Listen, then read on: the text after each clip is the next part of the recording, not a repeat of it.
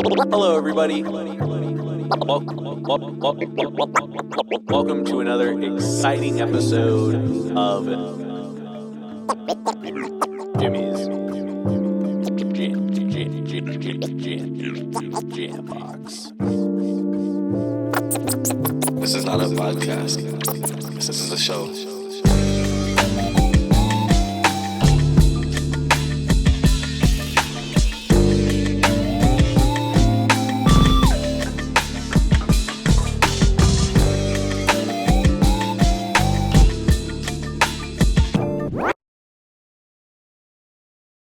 Hello, everybody. Welcome to another exciting episode of Jimmy's Jam Box. We're here again with another interview, but before we do, as always, make sure to like, subscribe, push all the buttons. You know how it works, and I trust you. So let's go ahead and get on into it. Here is today's guest.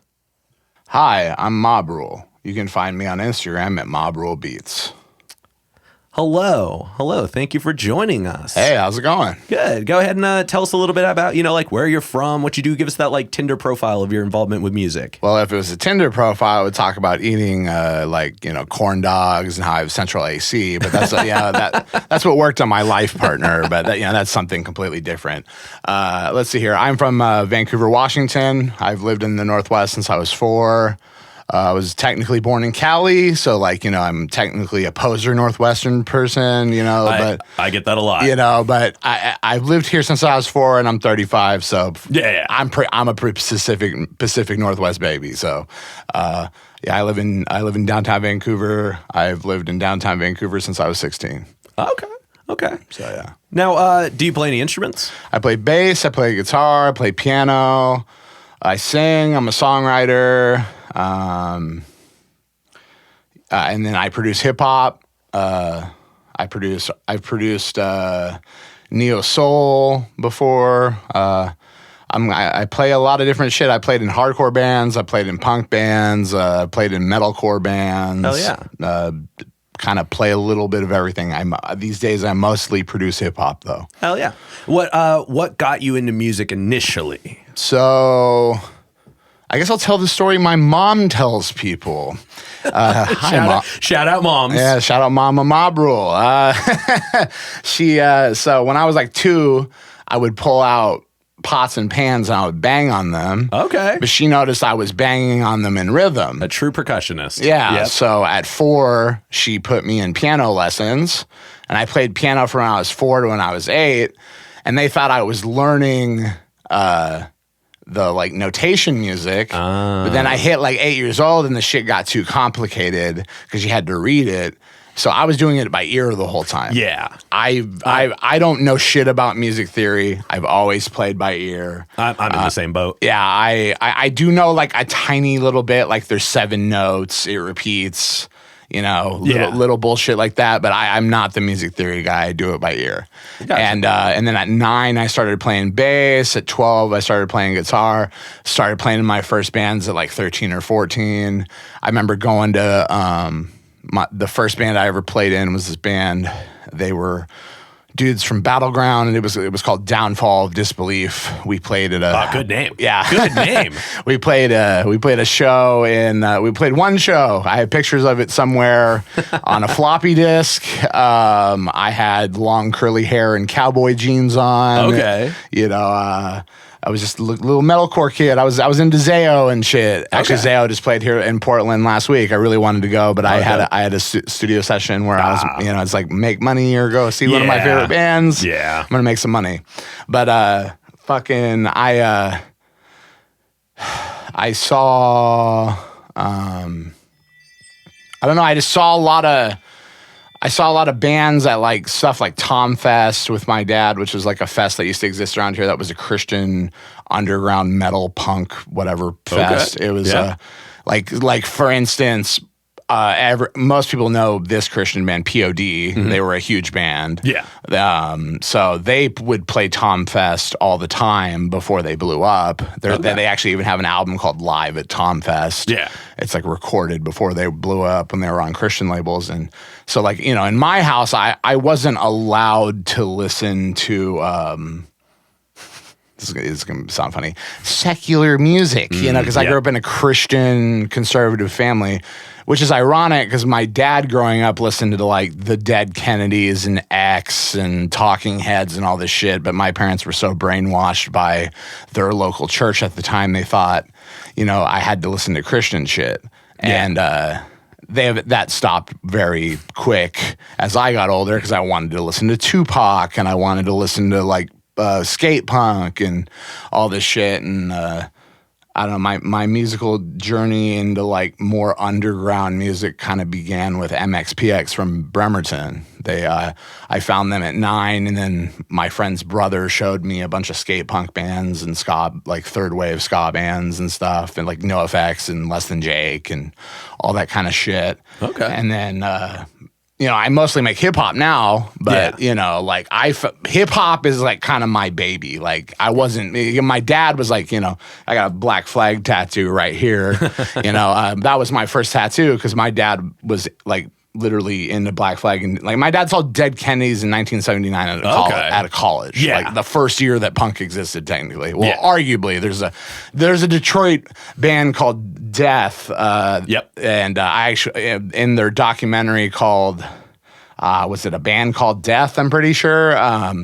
They talk about how they were like, you know, playing punk before the term punk existed. Yeah. In that documentary, they talk about people sharing music online illegally or whatever. I was one of the people sharing those music online. Gotcha. So before I knew about it, not to be that guy, I knew about it before. But I was literally one of those, like, that's how I found them. Like, I was sharing music online and I found them. So, like, you know, arguably they're the first punk band, but they weren't calling it punk and they don't consider it punk. So, now, kind of going back into like the origin of music for you. This is one we ask everybody. It's definitely a crowd favorite. What was the first album you ever bought with your own money? Shit. I think it was... Dude, the 2 albums I listened to as a 6-year-old were the DC Talk, when they were a rap band. It was a tape. And I had a Striper tape, which was like a Christian hair metal band. Okay. And then I had a classical... the one I bumped the most, though, was this classical music tape that was just like Beethoven and Bach. Yeah. Especially the Bach tape. The early bangers. Yeah, the hella early bangers, bro. I loved the Bach shit because it was just like epic and dark notes and like... Yeah. I would jam out to that. That was like really the early shit, you know, like that was technically the first things I bumped on my little... you know, tape player in my headphones all the time. That's what I listen to. Gotcha. Okay. Now, tell us about the first show you ever went to. That was like your choice to go to. The first show my choice to go to was in this order: Slick Shoes. Okay. Good Charlotte. Okay. Yellow Card. All right. I see a pattern forming. And MXPX was the headliner, and it was at the Roseland. Nice. And like Slick Shoes was dope seeing them. I was obsessed with them. You know, Good Charlotte, it was like before they blew up. It was like when they had their first album. It was right before they had dropped their first album, or it had just dropped. Gotcha. You know, and it's crazy. Like obviously Good Charlotte became bigger than arguably than Yellow Card. I would say they probably got bigger than Yellow Card. And they definitely got bigger than MXPX, but they were like the second band, and MXPX was the headliner. You know, that was, you know, and that was great. The first time I ever, there was a circle pit. And, you know, I was there with my dad and my friend, and you know, I've told this a few times now, but my the first show I ever went to was Ozfest 2004 up in Seattle. Oh shit! Yeah, it was my birthday, and my dad wouldn't take me, so my mom was like, "Well, you're flying up here for your birthday anyway. Do you want to go while you're here?" I was like. Yeah. You're like, medal.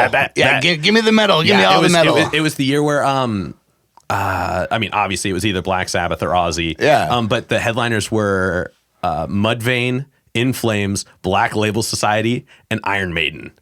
I would fuck with all that except Black Label Society. I just can't do it. You know, it's the guy's vocals. I'm weird though, but also like I did not grow up like my very best friend to this day, one of my best friends, he's like a brother to me. His family, totally into metal. They were my neighbors.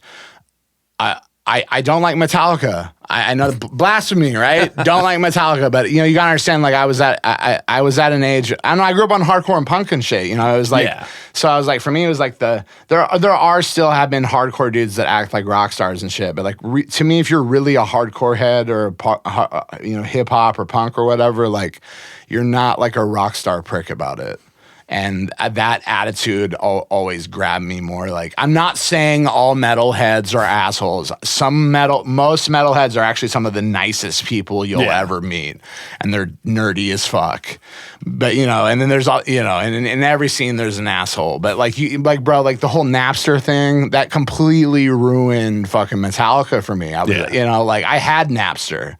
It was a great way to get music. Yep. When their drummer threw the hissy fit about losing money, it's like, bro, you guys are so big. Yeah. Like, it's not going to hurt you. You're still going to sell out your shows. You're still going to do music, Yeah.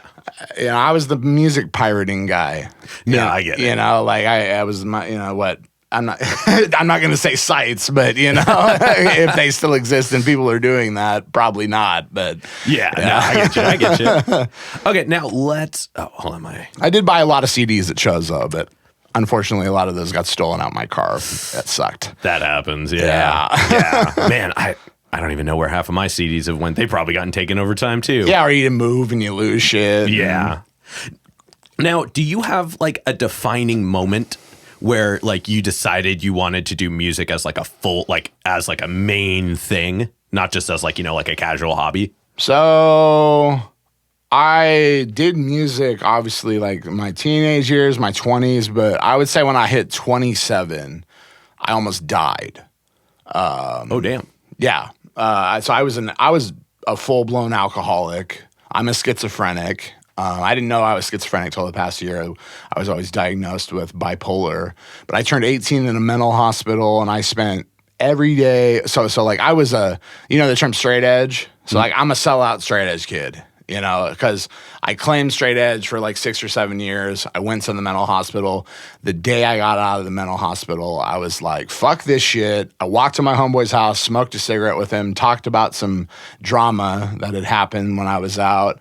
Smoked some weed with some friends, and then I drank every day from when I was 18 till I was 27 to the point where it almost killed me. Oof. So, I actually live in the place still right now where I almost died. So I was standing there, my roommate at the time, I stand there and I'm like, I start stumbling, and he's like, dude, you okay? I'm like, I don't know. Like my vision went black.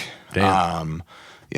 I got all dizzy, and he's like, dude, I'm taking you to the fucking emergency room, whatever. And then they did an EKG on me, and my heart was beating in death rhythms. So they send me to the hospital, the big hospital. Yeah. I'm calling people, and I'm having heart surgery for the first time. Yeah. And then I stayed sober for, and then I just did a lot of music during that time. And then what happens to every addict? You fucking relapse. So I was sober for like a year and a half. I relapsed. I had people around me that, would say things like, you're a grown man. If you want to have a beer, drink a beer. That's not what you tell an alcoholic, man. No. It's because that one beer turned into 6 beers. Then it turned to 12 beers. Then it turned I'm drinking 100 proof fifths again. Because that's what I used to do, was drink 100 proof fifth every day. Oof. Every day, bro. Like I would wake up like my sweats and shakes and shit, bro. It was fucked up. Yeah. And so but basically when I got sober again for real, I've been sober 5 years now. I was like, I had to relearn my creative process. Yeah. So like before it was like, I'd do my things around the house that needed to be done, crack open some beers, catch a buzz, make beats. And I would pull it. So like when I first started producing under MobRule, I was still drinking. So I was a Magic the Gathering nerd. If you go far enough back Gotcha. On my SoundCloud, all the beats are named after Magic the Gathering cards. Okay. So a little lore for y'all. Yeah. Most people don't know that, but so I would get drunk, and then I would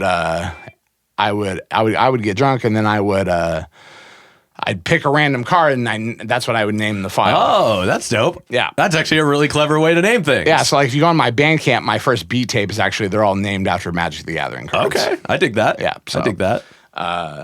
But so basically, like when I got sober, I was just like, no, I'm gonna fucking like. I was a part of a producer team for a while. We did some pretty big shit. I worked with Andre Nicotina. I worked with I worked with Only One. I worked with Roddy Ricch. Worked with Quizilla. I've worked with Lord Lawrence. Oh, shout out Lord Lawrence. Yeah, wearing the T right now. Yes, That's my boy. I know him from the hardcore scene. He's a very talented individual. Opal Royalty, I'm a part of that too. And Opal Royalty, and fucking yeah. It became like a soothing thing. Like if I make so even today, I haven't made a beat today, so I feel very like on edge. Like I haven't done the thing that I need to do to like cope today. Yep, I got you.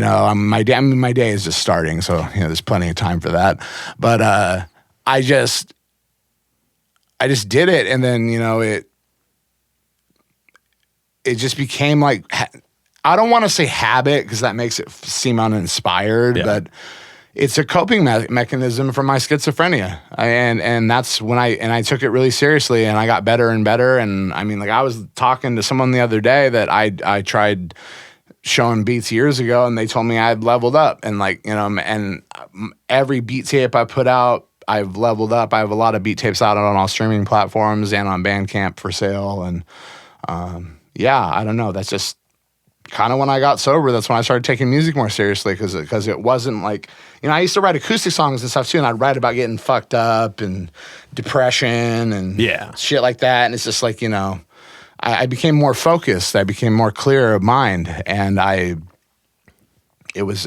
got better. Like some people say, some people are like, well, I need weed or alcohol, and that's fine if that's what you need to be creative. That's fine, but I don't. Yeah, and I found out I was actually a lot better without it. So hell yeah, which I didn't used to think. Well, I mean, hey, that's a great turnaround for it for sure. Definitely. Now let's go ahead. Let's dive into just more you as an artist, and we're gonna get the easy one out of the way. How did you pick your name? So I was looking up. Just, like, I don't know, like you start typing in shit, right? Yep. What it means. And I typed in anarchy, and it was a synonym for anarchy, MobRule. Oh. Because I've been an anarchist. I'll say this on, government watch list now, right? I've been an anarchist since I was 12. Okay.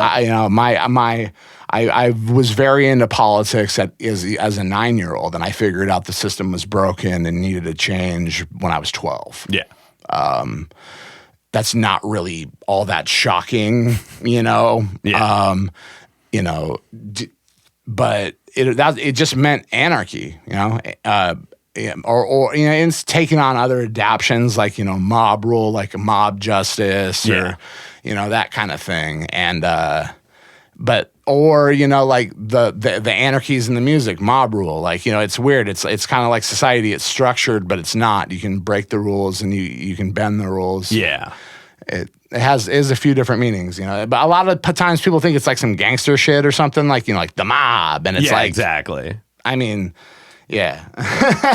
No, I dig that. Yeah. I dig that. Yeah. It's just like, it was anarchy originally. That's what it meant. Okay. So. Well, hey, I mean, you've got a cool story behind it for sure. Yeah. Now, tell us a bit about your writing process. How do you approach putting a beat together? Like, do you have like a certain like place? I mean, obviously you've got equipment in a spot. Yeah. But like, do you have like people you like to work with, or an approach, or like, do you like start with where do you begin? So I sample dig. I'm a sample based producer. I can also create shit from scratch. Just kind of depends on the day. Yeah. I'll spend a lot of time sample digging. I'll find that right sample. I'll cut it up. I'll pitch shift it. I'll manipulate it. I was watching a hip hop documentary. This is obviously who LP is from Run the Jewels. Like I've been listening. He was one of my early influences. And obviously shout out, RIP MF Doom. MF Doom, Mr. Liff, Black Star, like, the Roots, like, I keep going, Jedi Mind Tricks, all that shit was like early influence for me. Hieroglyphics, that was all early influential shit for me, right? So I was watching a documentary one time. And LP says, as a producer, if they can recognize the sample, you're not doing your job as a producer. Oh, I love that. And I love that. That just kind of set in with me. I literally will show rappers shit, and they'll be like, "You made that out of that?" Like, you know, like I'll have rappers be like, "Yo, do you want to?" Sometimes I get asked to sample certain things, and I'm like, "Yeah, but it's not going to sound like that." Yeah, exactly. You know, exactly. So, but yeah, I personally I love sample producing. It's really fun. And I think it's really fucked up the way the industry makes it hard for people to do that. Yeah. I think it's actually a bastardization of hip hop culture. Like I think hip hop invented sampling. Yeah. Brown and black culture invented sampling, and record labels fucking make it hard for that culture to do what it needs to do. Yeah. You know, and other genres sample too now. But it's like, you know, it's like if you don't have the label connections, you just have to fucking mask it and hope they don't notice. Exactly. So, which is fine, but you know, we'll play that game. Yeah. But you know, now do you use things like Splice a lot, or do you like to find your samples just kind of like out in the world? I sample dig on YouTube. To be real, okay. I find all my samples on YouTube. A lot of producers will go to vinyl shops and rip them and stuff. I personally, I mean, I eventually would like to do that. You know, that's fun, but I just dig on YouTube. That's where I find all my shit. Okay. Yeah. Okay. Now, out of your entire discography, all the tracks that you've done that you like put your name on and things like that, do you have one that you think like defines you musically the most at the moment? At the moment, I mean, I just came out with a beat tape like a week or two ago called East West Beat Test. That's on Bandcamp. It'll be on all streaming platforms on the 7th of next month. Hell yeah. But, dude, I don't know. Just probably that beat tape. Okay. Anything on that beat tape, because it shows my next level up. But honestly, there's stuff that isn't on that beat tape that, you know, shows my next level up. I'm doing a project with a local rapper named Bishop Brown, and that's coming out in September. And dope. And that's the plan, at least. And I think that'll show my my progression too. And I'm doing like 9 different projects with rappers right now, and yeah, that feels great. Like where I'm doing either a full EP or a full album, producing the whole thing. Hell yeah. Now, do you do music full time? Is that like your gig? Yeah. Okay. I mean, yes and no. So I said this in my other interview. I live on disability. So like I said, I'm schizophrenic.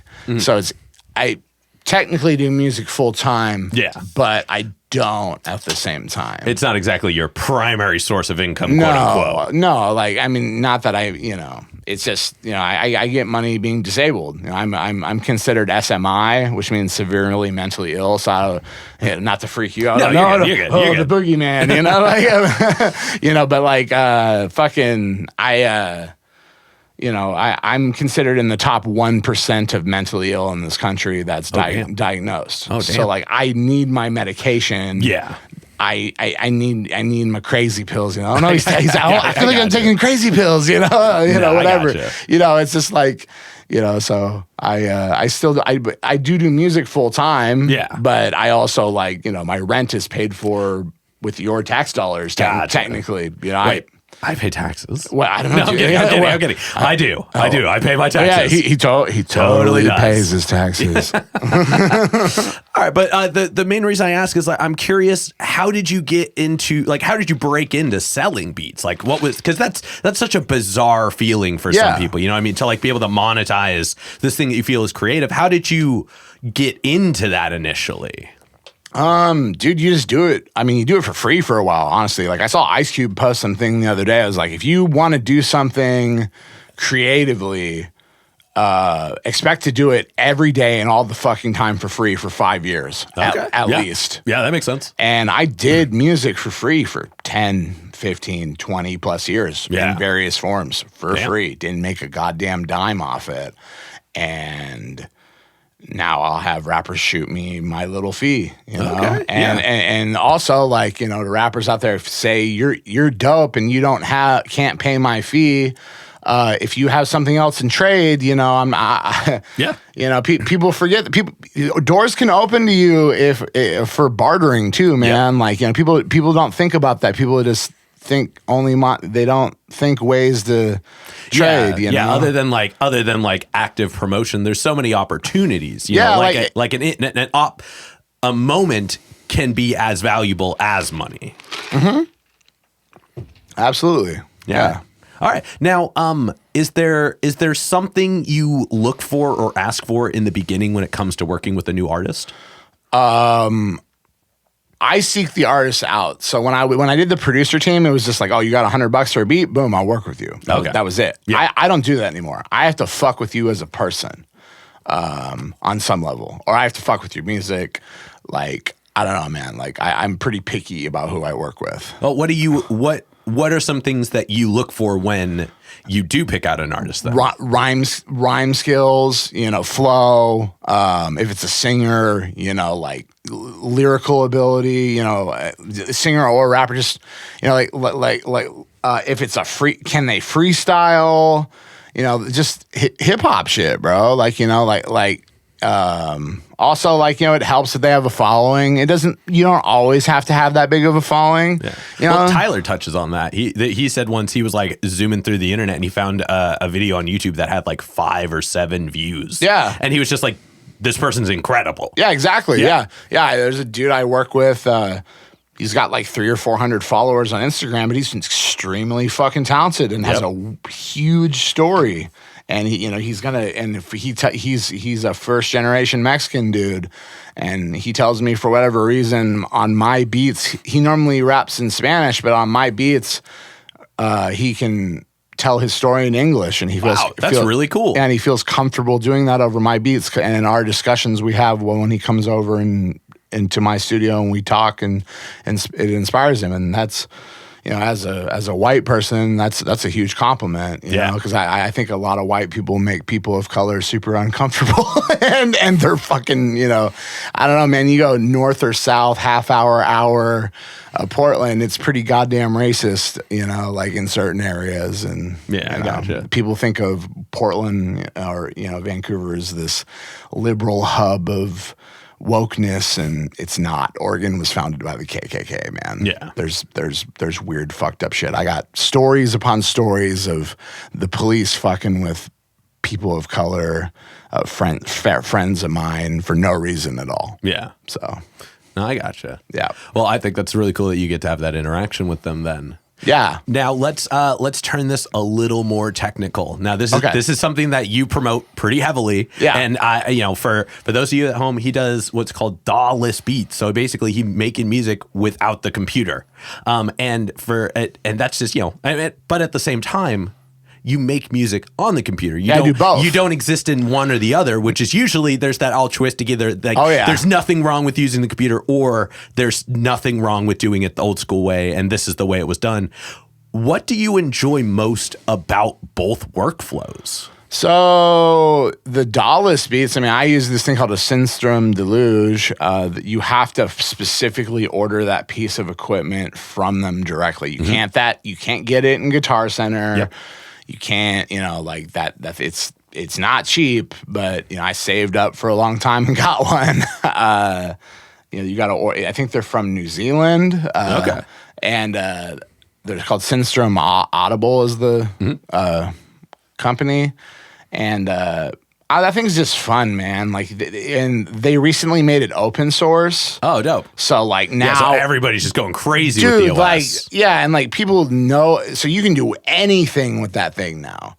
And like, so I haven't done any of the open source stuff on mine, but there's just a huge community around it. Yeah. People get stoked, like it's not like if you bought like, I don't know, like just name a random MIDI keyboard. Yeah, I mean, oh god, MPD 216. Yeah, or like an M Audio something, right? Yeah. If you tag M Audio, I used to use M Audio, but like if I tag the M Audio, I highly doubt like there's going to be a community of people like, oh, you have an M Audio Axiom 25? Holy shit. You know, me too. With the Synthstrom Deluge, it's like, oh, bro, like there's like groups for it. Yeah. And, you know, like people share their shit and people get excited about it. It's really fun. And I've even talked to the dude that runs. There's like a couple dudes that run the company. I've had interactions with those dudes. Yeah. You can literally talk with the people who run the company.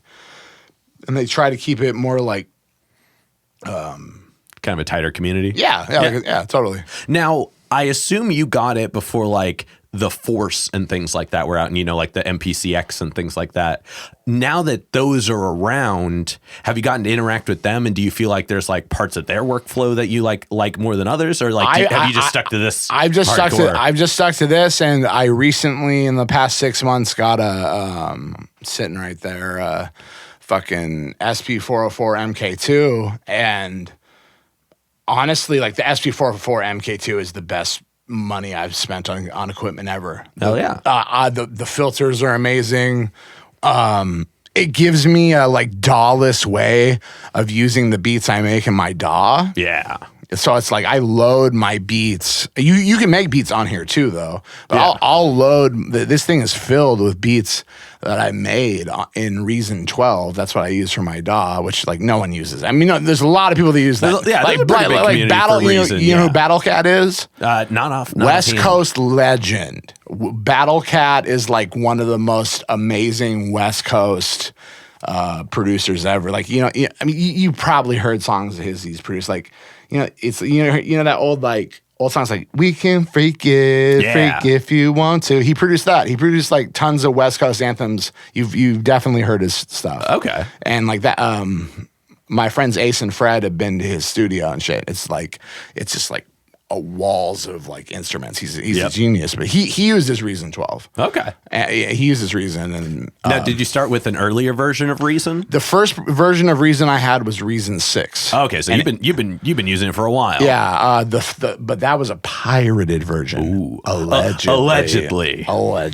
But I started on Fruity Loops 3.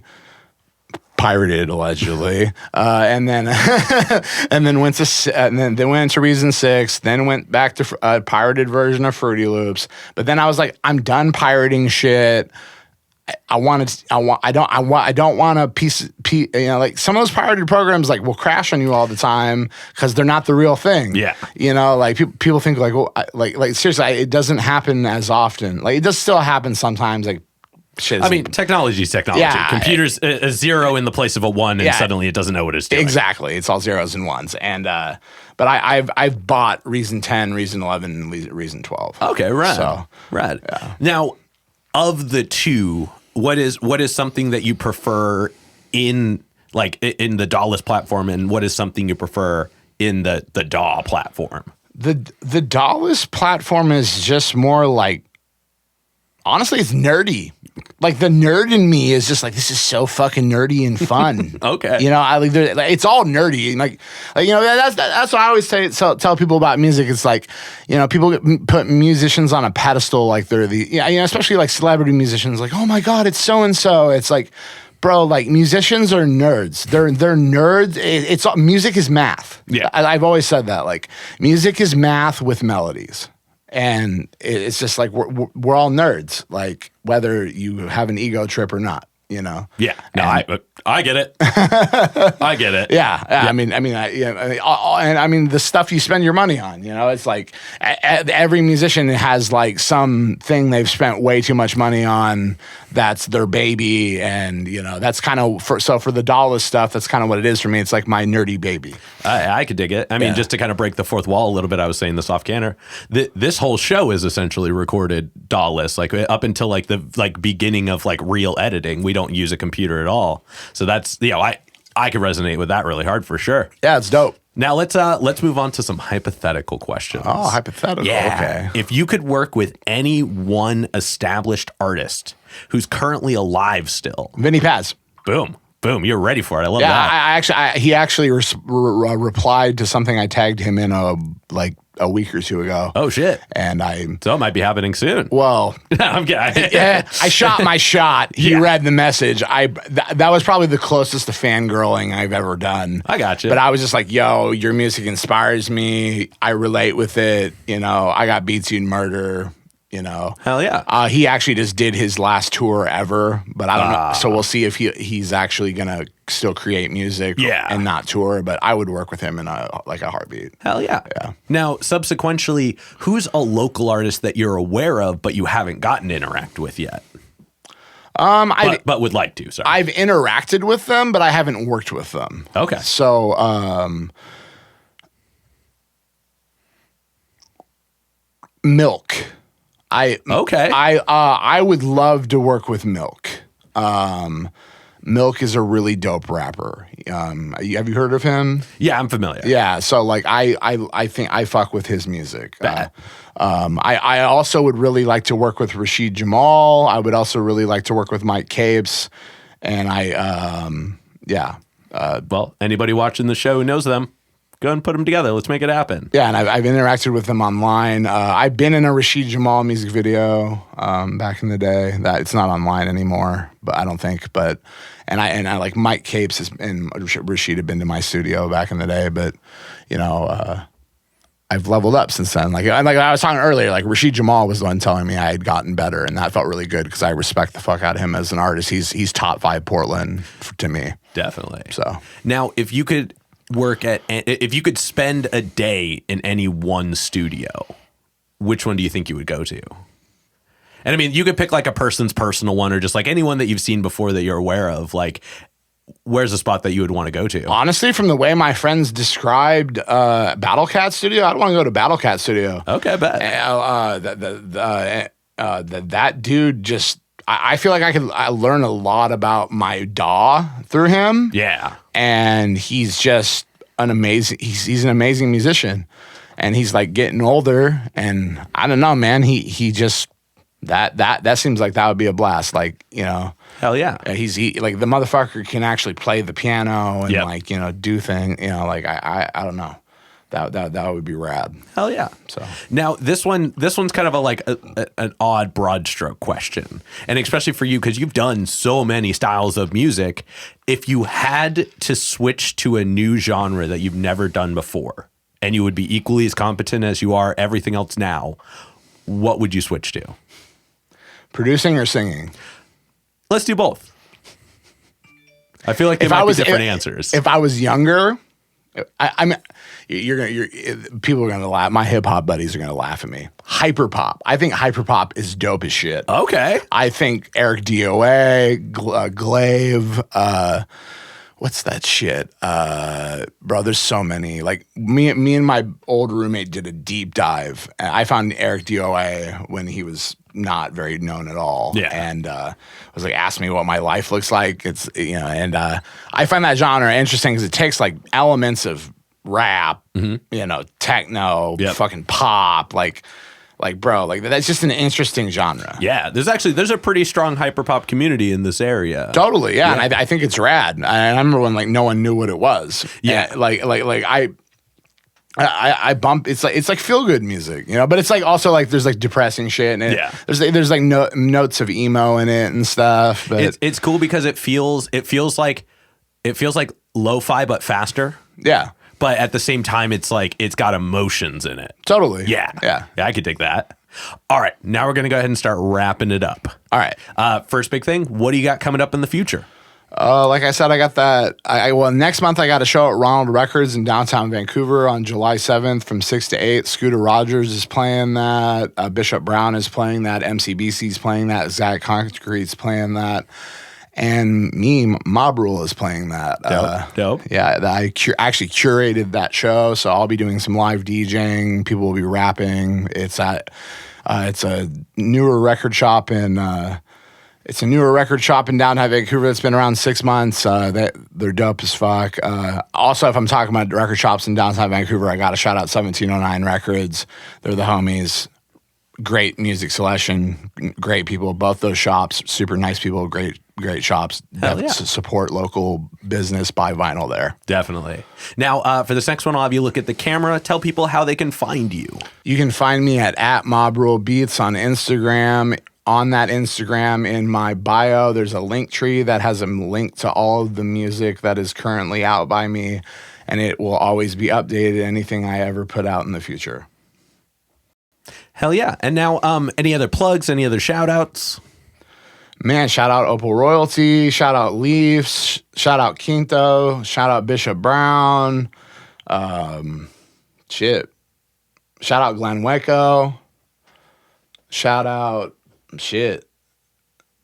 my fucking life partner. With her, I couldn't do a lot of this. She's a great support. You know, with music's great for coping, but sometimes you need people. And just shout out my friends. They know who they are. My friends that are like family. You know, that's corny as fuck, but it's real. I love you guys. You guys help keep me going. And shout out to anybody that's bought a sticker or a pin. I still got stickers and pins. They're $1 each. You can meet up with me and get some. And shout out to anyone who's bought my music on Bandcamp. And I'll also be releasing physical beat tapes soon. That's something that's coming down the pipeline I'm working on. Hell yeah. All right, now we've got one last question. This is how we close it up every episode. It's definitely a crowd favorite. Yeah. What is your guilty pleasure song? Anything by Limp Bizkit. Okay, you know that's now the second time that's been said. But specifically Broke. Okay. I can hear it in my head, man. I rap that whole fucking song. Yeah, like Limp Bizkit is like, it's like, I mean, he's way more successful than I've ever been, but like, you know, it's like good with being bad. Like I have a Blood for Blood tattoo on my knee. They hella make fun of fucking Limp Bizkit and Fred Durst like fans and shit. And it's in that same era, but like I like Limp Bizkit. It's corny, but I like it, you know. But they're also talented as fuck. But you know, the rhyme schemes are not like. But also, like, who the fuck am I to say he's worked with Ice Cube and Method Man and shit? You know? Yeah. So yeah. No, I dig that. Okay. Yeah. Okay. All right, y'all. So we're going to go ahead and wrap this up. I'm going to steal the camera for a second. Make sure to do all the stuff, like, subscribe, hit all the buttons. Yeah, you know how it goes. This has been another exciting episode of Jimmy's Jambox. I'm Jimmy. I'm MobRule. And before we go, Mob was nice enough to bring in a couple of his rad pieces of equipment. So we're going to get it set up to show you. And then we're going to do a little fun thing before we close this episode up officially. So we'll be right back.